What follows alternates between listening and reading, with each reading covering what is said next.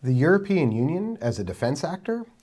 While Washington has assumed the EU didn't do defense, since Russia's invasion of Ukraine, a new player has emerged in European defense, and it's the European Union. And that's the topic for today's event here at CSIS. My name is Max Bergmann. I'm the director of the Europe-Russia-Eurasia program here at the Center for Strategic International Studies. And I'm thrilled to be joined by Ambassador Charles Frees. Ambassador Frees is the Deputy Secretary General for Peace, Security, and Defense at the European Union External Action Service. Let me translate that maybe into, especially for our Washington audience. Ambassador Frees is akin to the Deputy or Undersecretary of State for the EU's diplomatic service, and therefore sits at the top of the EU when it comes to questions of foreign and security policy. Ambassador Frees was previously the Deputy Secretary General for CSDP and Crisis Response. Prior to joining the External Action Service, Ambassador Frees served in a variety of positions in the French Ministry of Foreign Affairs, including stints as France's ambassador to Turkey, Morocco, and the Czech Republic. He's been the diplomatic advisor to Prime Minister Francis Fillon, Secretary General for European Affairs, and Europe advisor to French President Jacques Chirac. Before diving into the conversation, I will turn the floor over to Ambassador Frees to provide remarks on Europe's response to the war in Ukraine and the EU's evolving position as a defense actor. We will then proceed with a discussion, followed by a brief Q&A session. So if you have any questions, please chime in the comment section towards the end of the event, and I will do my best to get to your questions in the Q&A. But please do submit your questions. And with that, I'm really pleased and honored to give the floor to Ambassador Frees. Welcome. Thank you. Thank you. Good morning. I would like to start by thanking the CSIS for its kind invitation, and particularly you, Max Bergmann, for the organization of this event. I'm pleased to speak before you today in Washington, 2 years after the start of the Russian aggression against Ukraine. It's of course a grim anniversary, but also an occasion to look at what the European Union and the United States have done together and discuss the challenges both sides of the Atlantic will have to face together over the next months. My first remark would be to say that the war in Ukraine has been a turning point for European defense. The European Union has brought a quick, strong and united response to the Russian invasion. The EU is Ukraine's largest financial supporter, 88 billion euros so far, with 50 billion euros in addition, agreed last month that between now and 2027 will help Ukraine keep notably its administration running, pay salaries and pensions. The EU has adopted so far 13 sanctions packages hurting considerably the Russian economy. We also managed to reduce drastically our energy dependency on Russia. We welcomed more than 4 million Ukrainian refugees on EU's territory. We opened the way for Ukraine's accession to the EU, and I could go on. But it is in security and defense that the EU has surprised the most, where the Union has been very bold, breaking long-standing taboos. For the first time indeed, and I insist on that, the Union has financed the delivery of weapons to a country at war using the European Peace Facility. This new instrument has proven to be a game changer by encouraging member states to give more equipment to Ukraine. 28 billion euros of military assistance so far delivered through the European Peace Facility and bilateral support. And this figure is expected to increase with more than 20 billion euros already planned as deliveries for Ukraine in 2024. In parallel, the EU has launched its largest military mission in its history to train the Ukrainian army. The EU will have trained 60,000 soldiers by this summer. Our support to Ukraine takes place in a broader context where the EU wants to be a more efficient and credible security provider.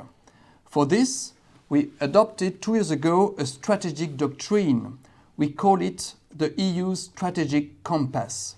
In short, a common threat analysis and a roadmap with 80 concrete actions with timelines. Over the last 4 years, we launched 7 crisis management operations, for instance in Moldova, in Armenia, or in the Gulf of Guinea. Last illustration in the Red Sea, where maritime security has significantly deteriorated following Houthis attacks. 2 weeks ago, the EU launched a new maritime operation to safeguard freedom of navigation and protect merchant shipping. It will cooperate with other international partners, in particular Operation Prosperity Guardian, led by the US. This new assertive position has led to a change of perception across the Atlantic, leading to more US-EU cooperation. 4 concrete examples. In 2022, we launched a security and defense dialogue together. We are cooperating on a wide range of issues, such as cyber, space, or military mobility. For instance, the US joined our EU project to move more easily troops and equipment across Europe. Second example, last year, the US Department of Defense and the European Defense Agency signed a long-awaited cooperation agreement. We conducted for the first time last year a joint naval military exercise in the Indian Ocean. And lastly, the EU takes part in the capability coalitions set up under the US-led Ukraine Defense Contact Group. It helps us to coordinate our own military assistance with all partners of Ukraine. But we need to be lucid. A lot remains to be done, and this leads me to my second remark, the common challenges we need to face together. 2024 is a year of key elections, where 2 billion people will vote in more than 50 countries, almost half the world's adult population. These include elections in several EU member states, European elections in June, and in the United States in November. Their outcomes may change the political and strategic outlook for the years to come. Looking ahead, I see 3 priorities for the EU. Our first top priority is to continue supporting Ukraine as long as it takes and whatever it takes. Ukraine is fighting for its survival as an independent state and for its own freedom. It is an existential threat for Ukraine, but also for Europe. We will continue to do our share. In addition to the recent €50 billion pledge, we are working on a new dedicated financial envelope, a Ukraine Assistance Fund, to sustain military support to Ukraine with a first tranche of €5 billion. I hope that a deal will be made at the next European Council at the end of this month. We are also closely following what is happening in the Congress, and we hope that the US will be able to do the same. An agreement on our new EU military assistance for Ukraine will open the way for the EU to sign with Ukraine an agreement on security commitments, similarly to what other G7 members have started to do. Moreover, Ukraine has a lot of things to teach us. Its industrial base had to shift to a war economy model when we have to make EU countries more war capable. This is why, for instance, we will open an EU office for defense innovation in Kyiv, enabling us to draw on Ukraine's battlefield experience and expertise. Second priority, we need to help our defense industry produce more. There is no other solution if we look at the magnitude of the defense needs for Ukraine, but also for our member states that need to replenish their stocks and acquire new equipment. When it comes to Europe, the good news is that after 30 years of underinvestments, we have started to catch up. Defense budgets in the EU are 40% higher than a decade ago, and we need to accelerate. But spending more does not automatically mean spending better. We are not cooperating enough among Europeans. The good answer should not be doing more alone, but better together. We have already taken many steps to support this objective, using the EU budget to co-finance defense research, ramp up ammunition production, and even encourage joint procurement. But we need to go the extra mile. Tomorrow, the Commission and the High Representative will present the first European Defence Industrial Strategy with concrete proposals to spend more, better, together and European. In short, we want to be defence ready. Among the proposals, we will offer to increase the production capacity of the European defence industry beyond ammunition and missiles. We will also encourage member states to jointly procure. This will offer more interoperability and more predictability to the industry. And we will also strengthen the resilience of our supply chains. We also need to spend more European. Similarly to President Biden's arguments that more support to Ukraine would also benefit US defense companies, EU taxpayer money needs to help create jobs in Europe as well. But I want to be clear, it is not only about European companies. It does not exclude US companies that are based in the EU and meet security conditions.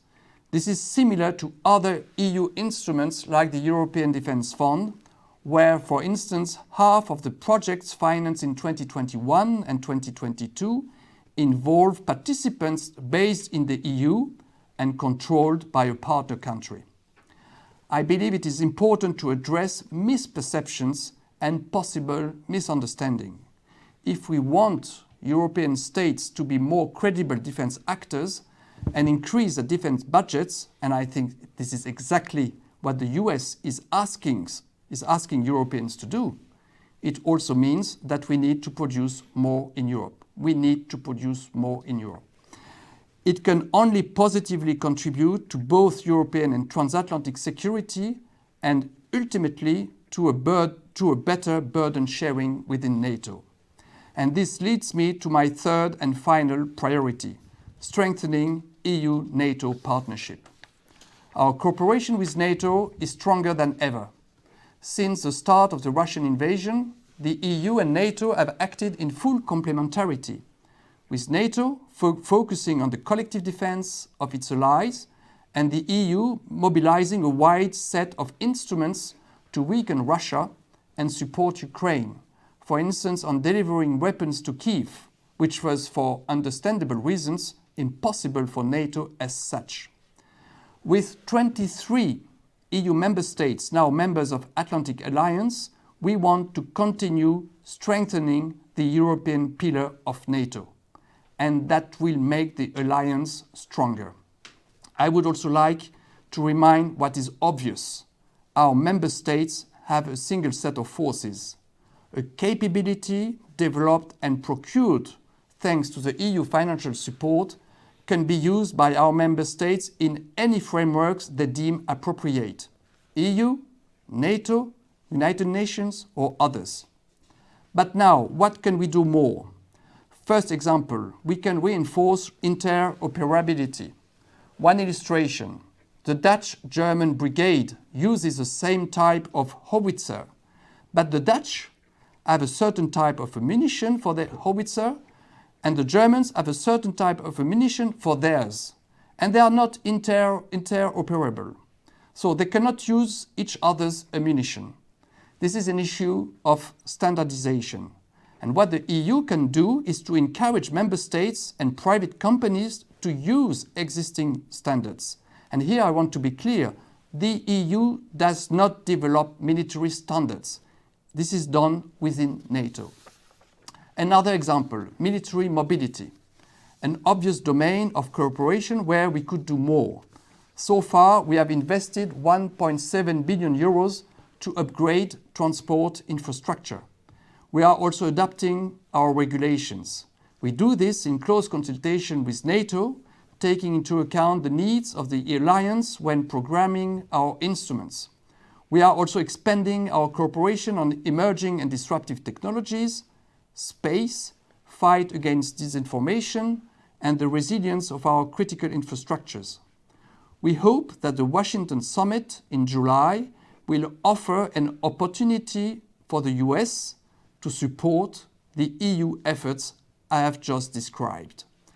To conclude, the European Union has often been seen from this side of the Atlantic, above all, as a large economic market. But I think that now we are progressively becoming a security actor as well, taking more responsibility for our own security, even if I'm well aware that we still have a lot of progress to make. Regardless of the outcomes of the next US elections, we will stay the course. We will stay the course. We will continue to invest for our own defense because it is simply our interest and our strategic responsibility. And it is by doing this that the EU will be seen as a better partner by the US and contribute to a stronger NATO. Ambassador Fries, thank you so much for that really interesting and thorough overview. Maybe I could start by asking you about Ukraine, and as someone that has been a longstanding diplomat both in France and now at the EU level, are you surprised by the EU's response to the war in Ukraine? If you had sort of gone back 2 years ago and someone would have said the EU has trained 60,000 forces, the EU has provided all this funding and financing for Ukraine security assistance, would you have believed it? Are you surprised at where the EU has ended up? Or do you think there's a lot more to be done, and are you in some ways wish that more had happened? Thank you, Max, for this question, because I think you're right. 2 years ago, when we decided to take very quickly all these actions, I think that was a big surprise and a good surprise, and a very bad surprise, by the way, for Putin, because Putin had not anticipated that the EU will be so united, so efficient in immediately after the start of the invasion. You know, that was a Thursday, 24th of February. Mm-hmm. And 4 days after, we had already adopted our first sanctions packages. We decided to suspend the broadcasting of Sputnik and Russia Today. And during this famous first weekend, I was with my team responsible for the presentation of our first package for military support to Ukraine. And as I said in my preliminary remarks, we had this instrument, the European Peace Facility, which had never been used in the past. That was a new instrument, but it has never been used in the past to finance the acquisition of weapons or to reimburse member states for the weapons they are going to give to Ukraine. And we said we are going to put on the table an envelope of 500 million euros. And it was decided in 2 hours. Mm-hmm. So I think what happened with Ukraine, with this very strong and firm reaction by the EU, I think it was indeed a very positive surprise. And I think it's a new illustration that Europe makes progress only in very difficult circumstances, when I would say when Europe has a knife at the throat. Mm-hmm. When you have the knife at the throat and you need to take bold decisions, the EU is taking the right decisions. Two other examples. For the COVID pandemic in 2020, that was, of course, a terrible crisis. For the first time, that was a subject discussed many years before, but for the first time, because of the extraordinary circumstances, the EU decided to have a common debt, to mutualize a huge loan. Mm-hmm. Another example, in 2008, when there was a financial crisis, here again, the EU member state decided to work how we can create a banking union. So I think what happened with Ukraine, it's a new illustration that when there is a crisis, very strong one, either the EU is totally weak and passive, or we decide things which were not thinkable before. Mm-hmm. And another example, if I may, I mentioned the delivery of weapons. I mentioned the EU military training mission, which is indeed the largest military training mission that we have ever launched. But for the first time, and I can tell you it was totally unimaginable before the war, we decided to use the EU budget to finance the industry which produces ammunition and missiles. It's what we call the ASAP instrument. And another example, we also decided to use the EU budget to encourage member states to jointly procure. Here again, I think if we had asked the question to member states in 2021, that it would have been a no-go. Yeah, I want to maybe ask what the Washington's reaction has been to the EU increasingly doing more in the security and defense space. We're approaching the NATO Washington summit here that will be here in July in the midst of the heat of not only summer but of our political season. But it was 25 years ago at the previous Washington summit in 1999 where the Clinton administration has sort of articulated this concern that about the EU duplicating NATO. And that has sort of become essentially U.S. doctrine, and opposition to the EU doing defense has been, I think, ingrained not only in Republican administrations, but really in Democratic administrations as well. So I'm curious, now that in the response to the war, we're seeing the EU take all these actions, what has been Washington's response? What has been this administration's response to the EU proposing and suggesting to buy ammunition or to train forces or to provide funding or to develop a defense industrial strategy for that matter? I think the perception in Washington about the EU has changed, and has changed for the better.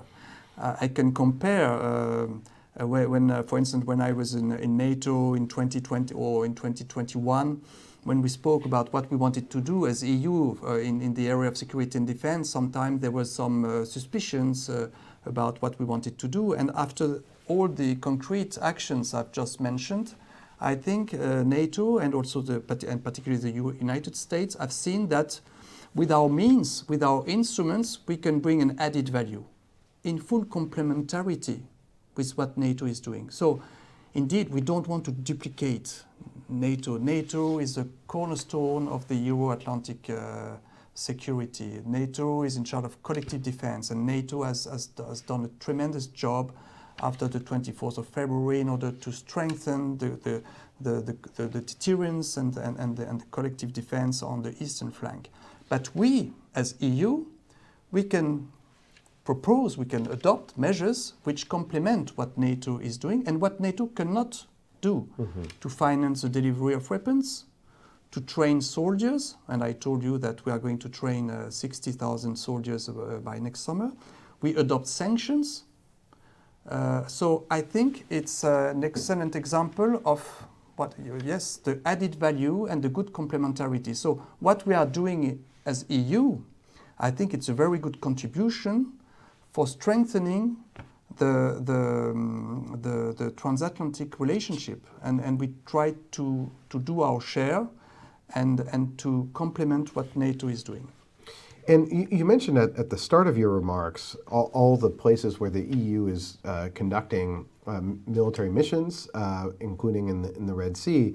And there has been this concern of where the duplication concern, a part of NATO and the United States, when the EU acts, it will take forces away that could be available to NATO missions. Do you think that's a concern of when the EU starts maybe doing more in the world, that it could detract from NATO's ability to call on those same forces? And how are you working through those issues currently with NATO? No, I think there is really no risk because what we try to do is to have the possibility to react in case of a crisis, in case of certain situations where NATO and the United States don't want to intervene. When I spoke in my intervention about strategic responsibility, it's exactly this. We are living in a more and more dangerous and unpredictable environment. We mentioned the war, the return of the war in Europe.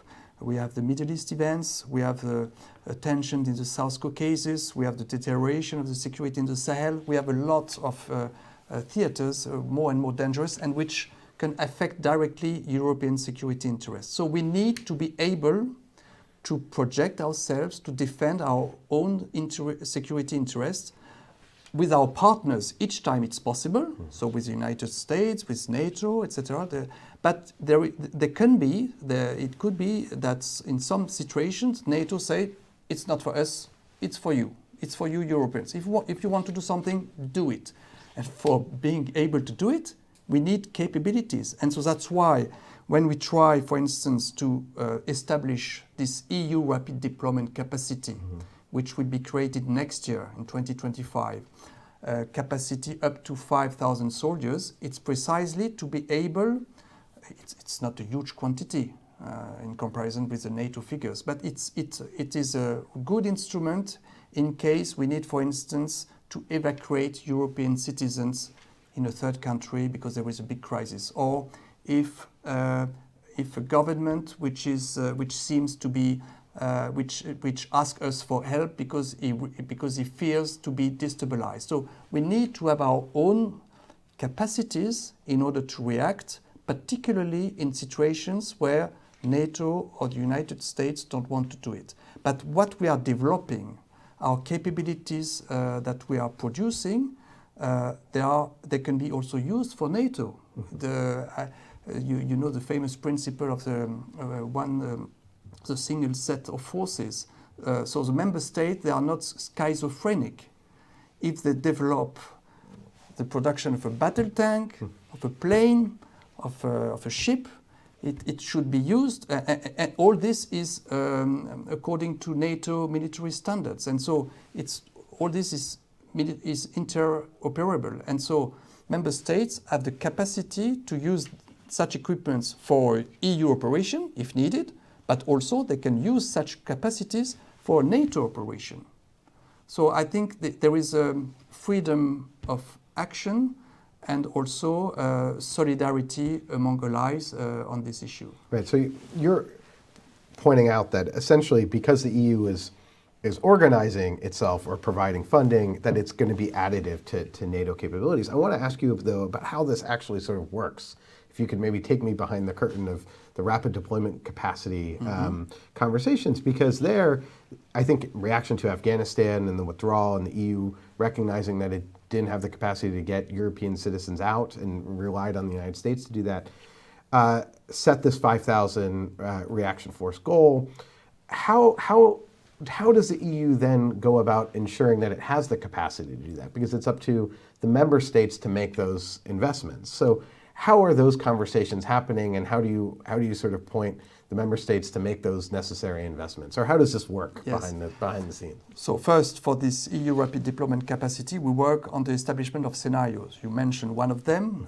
You mentioned Afghanistan, when there was this evacuation operation in 2021. We could have also mentioned what happened in Sudan last year. So we would like, we have established different kind of scenarios. After that, we have asked member states to identify not only what we call the battle groups, which will be standby forces in case, and so which can be activated in case of a crisis. But as you know, we have never deployed battle groups. But we can have battle groups, and we ask also member states to pre-identify forces which could be used in case of a crisis, and if there is a political will by the EU to react on a certain theater. How is it going to be articulated with NATO? I repeat, it's a single set of forces, and when there will be a crisis, it's member states to decide, in function also of what's happening in NATO on those other theaters, if we have the means to deploy such capacity in an African country or in our neighborhood with this capacity of 5,000 troops. So I think, once again, the capacity you bring as available for our rapid deployment capacity, it's for crisis management operations outside the EU. It's not something for collective defense.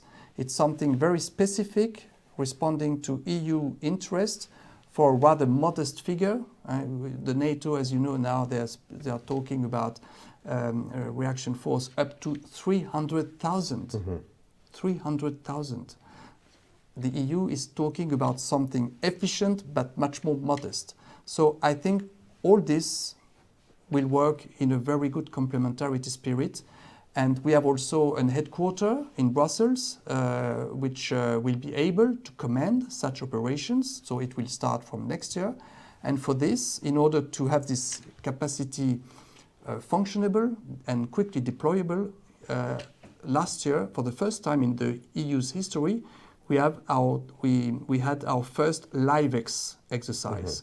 We did that in Spain. That was the first time that there was hundreds and thousands of soldiers who trained together and who made an exercise under the EU command. So scenarios, capabilities, financing, exercises, and of course strategic enablers, which is key. And here I said very clearly that we need to boost our defense industry because we are lacking of key strategic enablers. So we need to produce them more. And I think at the end we will have the panoply of what we need in order to project ourselves in case of crisis outside our borders. You mentioned that the relationship between the EU and NATO is sort of the best it's ever been. But what I hear is that there's also continuing sort of bureaucratic challenges, simply that with Turkey being a member of NATO and Cyprus being a member of the EU, that prevents sort of basic engagements and information sharing. Is that an issue that you're trying to raise with Turkey? Is it an issue that you're trying to raise here with the United States, that maybe we should start to prioritize what seems like a very small bureaucratic issue, but actually has real implications on your ability to know what NATO capability targets are, for instance?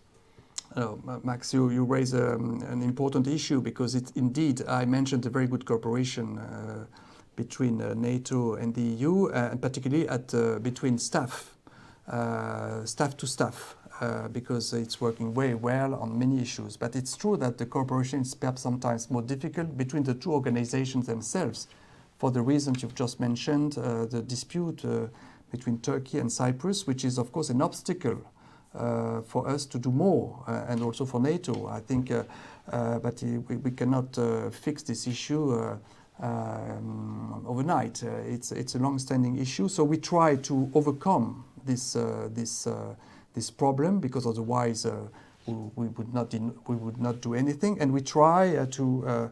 That was illustrated by the adoption last year of what we call the third joint statement between NATO and the EU. This political obstacle is not going to prevent us from doing more with NATO, and for NATO from doing more with us. So we, as I said, we have worked very well on the Ukrainian crisis. The first day of the invasion, there was this very strong image of President von der Leyen, President Michel, and Secretary General Stoltenberg together saying that EU and NATO will stand by Ukraine. Mr. Stoltenberg attends regularly European councils or meetings of defense ministers. It's the same for High Representative Borrell, who often takes part in NATO meetings. So I think there are a lot of examples. I mentioned standardization, military mobility, cyber, fight against disinformation, all this emerging and disruptive technologies. There are a lot of, and also another example, the fact that we want to work more together for the protection of critical infrastructures. You remember last year there was this incidents in the Baltic Sea for the pipelines, and so we decided to create a task force between NATO and the EU in order to coordinate the kind of answers we can bring to such problems, to see how the two organizations can work better. So I don't want to overestimate. I think we should not overestimate the political problem that you mentioned at the beginning. Of course, it's a problem, but it doesn't prevent us from doing a lot between NATO and the EU, and I think it doesn't prevent us from regularly interacting together and try to see to find common solutions. Let me ask you about the defense industrial strategy that the EU is going to unveil tomorrow. As you said, we were hoping it was going to be today, but I want to maybe ask from sort of a Washington perspective or a U.S. perspective here. I could see a lot of American defense companies looking at this proposal and some of your comments about how Europe needs to spend its euros on European production and say, well, wait a second. We like the current setup where the United States sells a lot of equipment to European countries, and perhaps everyone's buying different equipment in Europe, but maybe if everyone just bought American, we would be better off. Is this is this potentially creating a more difficult environment for U.S. defense companies? Is this a form of EU protectionism? That phrase has been thrown around over the years and decades. Is this about protecting the European defense industry and pushing American sales to the side? Not at all. Not at all. I think we should start from the beginning. The beginning of the strategy is the return of the war in Europe. The return of the war in Europe with the fact that Europe is more and more in danger. That was what Mr. Borrell said even, he said that in 2021, even before the start of the Russian invasion of Ukraine. So we have a deterioration of our security situation, of our security environment. So we see that with what's happening in Ukraine, it's not only a battle on the ground. It's now more and more a war of production. It's a war of attrition, but it's also a war of industrial production. We know that Russia has increased its level of production of weapons in Russia, and I don't mention the imports coming from Iran or North Korea. And so, if we want to be more supportive of Ukraine, we need to produce more in order to continue supporting Ukraine, and also in order to replenish our own stocks. And so, the idea is that as we are in a war of production, the European defense industry needs to adapt to this new reality. And so that's why we want to produce more, faster, together and European, because we want to be war capable. What we saw at the beginning of the war, it's that we were not war capable. A lot of military high-rank officials, or even some ministers said that, if there was the war in Europe, not between Russia and Ukraine, our stocks of ammunition, for instance, would allow us to resist only a few weeks. So we need to produce more, and so the strategy that we are going to adopt tomorrow, it's not to close our market for the US companies, not at all, because we will continue as it is already existing. But we will. The objective is to strengthen our industrial base. We need, if we want to have what we call European sovereignty, if we want to develop our strategic responsibility, we can not speak about such nice words if in practice we don't have a strong European defense industry. So indeed, you said that perhaps there could be some concerns in the US on this issue, but that's what I said in my preliminary remarks, that there should be no misperceptions, because the US can already participate in many EU defense initiatives. I mentioned that there are several, for instance, in 2021-2022, 15 US subsidiaries were eligible to EU funding with the European Defence Fund. Second example, I mentioned the European Peace Facility, which reimburses member states who give military equipment to Ukraine. I can tell you that there were US equipment which were given by member states to Ukraine, and it's not because these equipments were American that the EPF money could not be given to member states. The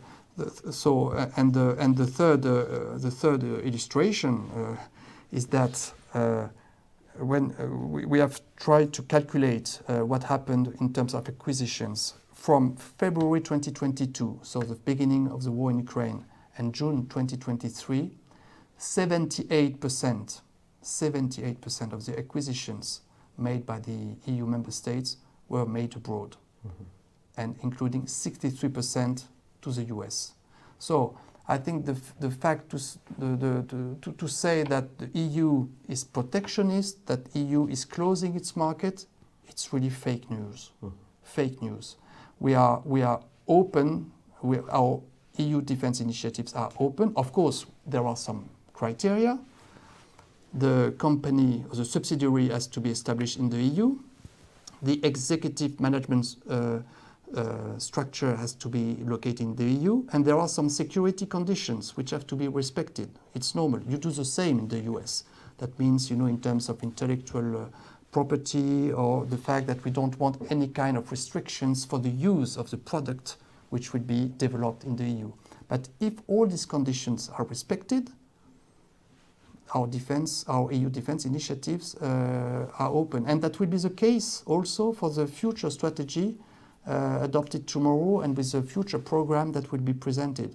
So once again, if the criteria are met, US subsidiaries can take part. And I hope there will be no misunderstanding on this, because I think it's very important to understand that, if I may, I hope I will not be misinterpreted, I think it is in the interest of the US to have a strong European partner, and because that will be precisely a better burden sharing.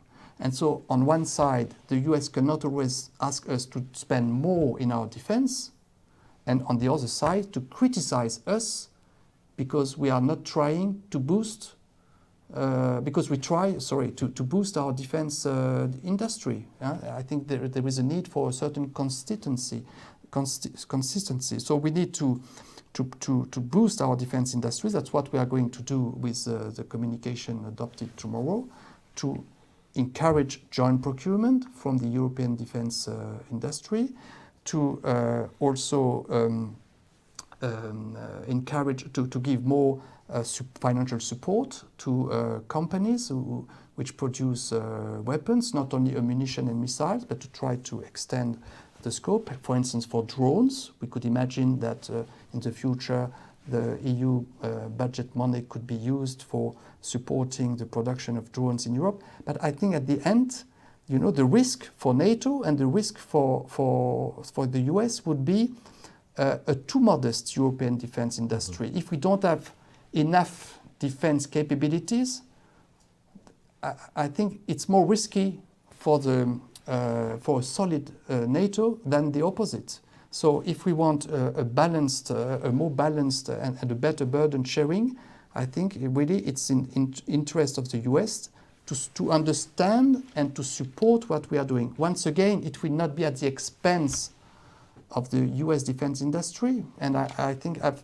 given some examples where the US defense industry is already very present in our different EU initiatives. And in many respects, our defense industry right now is stressed as it is to meet the needs of the U.S. military, and that's a constant conversation in Washington. And so the potential for the U.S. defense industry to also have to meet the needs of allies and partners in the midst of a conflict, I think, is an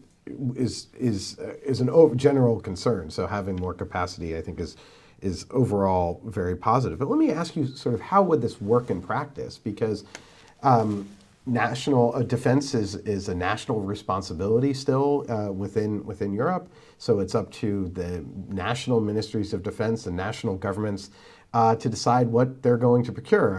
A recent example I heard was that Slovakia and the Czech Republic, where you served as ambassador, they used to be the same country, so they had the same Soviet infantry fighting vehicles, which they gave to Ukraine. And then when both went to buy new infantry fighting vehicles, they both went to Sweden to purchase a vehicle from Sweden, but they bought the same vehicle but with different guns, eliminating the interoperability. But how do you incentivize them to work together? I mean, it's hard for ministries of defense to work together. I can't imagine our Pentagon working with anyone else on procurement. And when they do, it's incredibly challenging. So how do you incentivize or mandate this sort of cooperation? And there's a lot of EU initiatives floating out there, but they don't seem to be well funded enough to really push the cooperation that I think you're envisioning and that many in Europe are envisioning? I think you used the right word. What the EU can do is to incentivize. We cannot force a member state to make an acquisition in Europe, in the States, in South Korea or elsewhere. The defense policy is a competence of member states. It's not an EU competence. So what we can do is to encourage them to work together. And we tell them, if you work together, you will have a financial support. We don't oblige you to use a framework that we are creating for you, for instance, particularly for joint procurement. So if you are not interested, it's your choice. But we try to offer you, if I may say, a carrot, a financial carrot, and also sometimes sometimes legal instruments which can be interesting for member states. And we saw that this policy when we adopted last year, the famous plan for ammunition for Ukraine. Mm-hmm. You remember that in March 2023 there was already at that time the priority to give more ammunition to Ukraine. And so we decided that we had to deliver 1 million ammunition in 1 year for Ukraine. And what we did is we created in 6 weeks, which was really a record time to have everybody on board, with 2.5 billion euros on the table. So it was a huge initiative. And we said to the member states, please, we think it's better for you to jointly procure for ammunition of 155 millimeter caliber. And if you do this, if you produce jointly, and after that, if you give the ammunition to Ukraine, you will be partially reimbursed. So, that's a sort of financial incentive. If you don't want to do it, if you want to buy this ammunition alone, you can do it.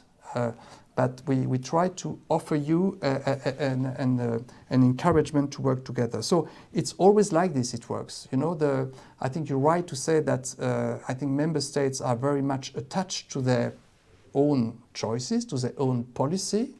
But we think at the EU that if member states work together, we have economies of scale, we have better prices, we have more predictability for the industry, and also we have more interoperability, because the more you work together, the better at the end it's for everybody. I would like to remember you that the former defense minister, Mr. Reznikov, he received so many different types of equipment coming from all the partners that he said that his country had become a military zoo because he had so many different types of tanks, missiles, ammunition that he has for his country. That was a logistic nightmare. So the more we work together, the more we reduce the fragmentation of the defense market, which is a huge problem for Europe. And I think the more efficient we are. I would like to remember you that in the States there is one type of battle tank, when in Europe you have 17 different types of battle tank. We cannot continue like this. The problem of Europe, and I think the problem of EU member states, is that when we want to buy defense equipment, member states do it too much alone and abroad. Alone, I give you the figure, in 2021, 82% of acquisitions made in the EU by member states were made on the purely national logic. So 18% in a collaborative way. 18%, it's too low. And so that's why we want to encourage such cooperations, because I think it will have all the advantages I tried to describe. I want to turn to some questions from the audience, and one is about the ASAP proposal, or the ASAP initiative, because on the one hand, Thierry Breton, the European Commissioner, highlighted that the EU now has the capacity to to deliver 1 million shells, but it's not delivering yet 1 million shells. There's now a Czech proposal out there to go and buy from a third party, and there's dispute about how to use EU funding. Should EU funding be used to buy abroad to get ammunition to Ukraine, which just doesn't, Ukraine doesn't care where the ammunition comes from. Has ASAP succeeded or failed in meeting its goals? Is it on track? Maybe you could assess where is it actually, and why hasn't it gotten to the 1 million mark? And what do you think of the Czech proposal out there to buy from third parties? So perhaps on the ammunition initiative, because I mentioned the very ambitious plan which was adopted last year, but it's true that now we are in March, so 1 year later, and we have reached a little bit more than 50% of the objective. We will have reached the objective to donate 1 million shells to Ukraine by the end of the year, and even before the end of the year. At the end of the year, according to the estimates given by member states, we will have given to Ukraine 1,150,000 shells. So there is a slight delay indeed, which is of course not positive for Ukraine. It's obvious, but we have done our utmost. And when I said that the role of the EU is to organize a framework and to give incentives, after that the ball is in the court of member states. And something that High Representative Borrell has always emphasized is that this framework exists and is said to the member state, use it. For instance, the European Defence Agency has been used for this ammunition initiative, but only 7 member states have used the framework contracts which had been negotiated by the European Defence Industry and the European Defence Agency and the companies which are in Europe. And so the European Defence Agency has still a spare capacity to produce more ammunition of 155 for an amount equivalent of 1.5 billion euros. So the problem is not that I think we have the production capacity, and Commissioner Breton is right to say that now the production capacity of ammunition 155 is 1 million. At the end of the year, that will be 1.4 million per year, and next year, by the end of next year, that will be 2 million. But it's a production capacity. To produce, you need orders. Mm-hmm. And if member states don't pass the orders, we have the problem that we are facing now, because not enough orders have been made. And that's why now there is this Czech initiative that you've just mentioned, which is a good initiative, I think, because it's a very pragmatic one. I think this initiative takes place in the broader context I've just described, to try to give as quickly as possible ammunition to Ukraine. And so the Czech initiative is to say, should we not try to find immediately available ammunition in non-EU countries? So I think the Czech president mentioned the figure of 800,000 shells, 155, 152. It's an ad hoc initiative. I hope it will work. Mm-hmm. But I think it's complementary to what we try to do. What I can tell you is that High Representative Borrell sent a letter again 2 weeks ago, and he said to the member states, to all ministries of defense and foreign affairs, you have to make an extra effort to dig into your stocks. Second, you should pass more orders. Third, if you know that in certain countries you can buy immediately ammunition, buy them, and it's possible in such a case to be reimbursed by the EPF. So we don't have ideological preconceived ideas. What we want is to support Ukraine as efficiently as possible. And the fourth option is to finance Ukrainian defense industry, because I went, of course, many times to Ukraine, and during my last trip, the one of the messages of Ukraine is that they want to produce more ammunition in Ukraine. They have the capacity to produce. But what they are lacking is money. Mm. So at the end of the day, we are always going to the same problem, financing. And here again, we need to be creative.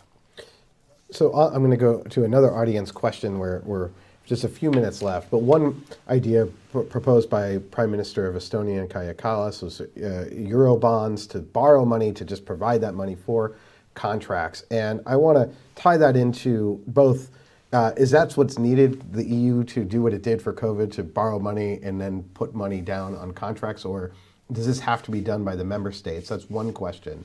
But then also, how are you and how is the EU going to balance between the long-term defense industrial needs of the European Union to invest in sort of the future technology, and this is what the European Defense Fund has been doing quite a lot, R&D on the next generation, versus the urgent needs of buying artillery and getting tank production lines moving.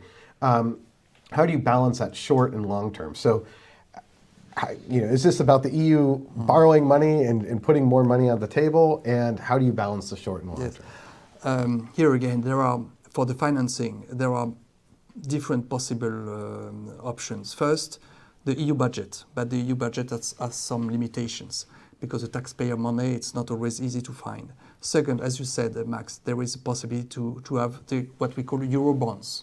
We have Eurobonds for the COVID. Why should we not use Eurobonds for the defense? So Prime Minister of Estonia has raised it. Commissioner Breton raised it, with this envelope of 100 billion euros. For the moment, there is no decision on this. But for me personally, it makes sense, of course, to try to find this new possibility to borrow from financial markets and to try to boost our defense industry. There is another solution which will be discussed in the coming weeks. It's to relax the policy of the European Investment Bank, because it's very important. For the moment, the policy of the European Investment Bank is to finance only dual-use equipment. And so we would like to see if it's not possible to finance directly defense equipment. And if the EIB is changing its policy, it will have a huge impact on the private banking sector, because they will not move if the EIB is not moving. And another possibility, which is rather new, is to use the windfall profits stemming from Russian frozen assets. Why should we not use them to finance what we do for Ukraine? And here again, what we have in mind, in addition to the Eurobonds, but I try to give you some options which are currently discussed in Brussels. We could use possibly this windfall profits for the civilian reconstruction of Ukraine. So in addition to the 50 billion which was decided last month, we can also use the windfall profits for the acquisition of new equipment and ammunition for Ukraine. I think it would be a very good solution. And we have the good vehicle for this, it's a European Peace Facility.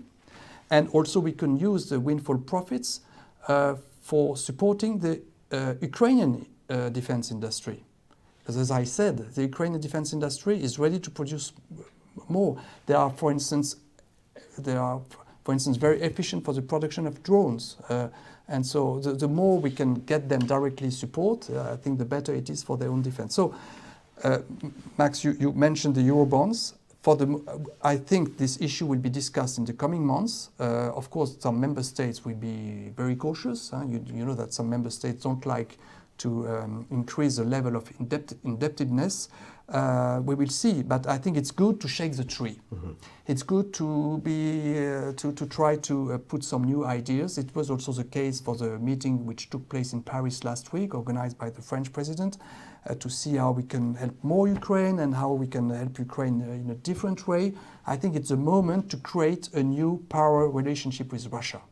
And so the financing issue and also the issues directly linked to the military situation, all this has to be on the table and also discussed, I hope, in the coming weeks at the level of the EU. Well, Ambassador Fries, we are out of time. There's more questions here that I didn't get to, but I want to thank you so much for being here and for talking with us today. Thank you. Thank you. Thank you very much. Thank you.